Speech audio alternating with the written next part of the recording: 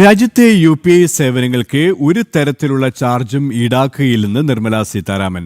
Merchant discount rate അഥവാ MDR നിശ്ചിത പരിധിക്ക് മുകളിൽ ഇടപാട് നടക്കുന്ന വ്യാപാരികൾക്കായിരിക്കും ബാധകമാവുക.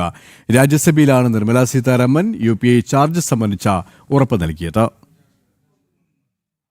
രാജ്യത്തെ UPI അഥവാ യൂണിഫൈഡ് പേയ്മെന്റ് ഇന്റർഫേസ് സംവിധാനങ്ങൾ പൂർണ്ണമായും സൗജന്യമായിരിക്കുമെന്ന് കേന്ദ്ര ധനകാര്യമന്ത്രി നിർമ്മലാ സീതാരാമൻ.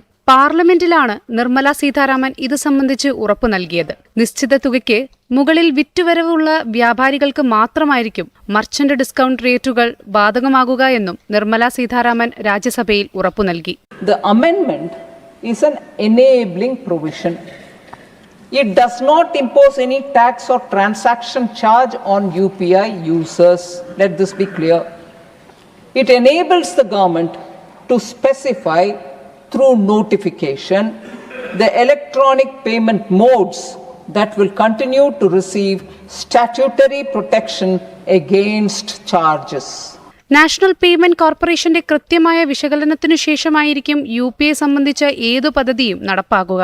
വൻതോതിലാണ് രാജ്യത്തെ UPI ഇടപാടുകൾ മുന്നേറുന്നതെന്നും ജൂണിൽ മാത്രം 30 ലക്ഷത്തോളം കോടി രൂപയുടെ ഇടപാടാണ് UPI മുഖാന്തരം നടന്നതെന്നും നിർമ്മലാ സീതാരാമൻ പാർലമെന്റിൽ വ്യക്തമാക്കി. ന്യൂസ് ഡെസ്ക് ജനം.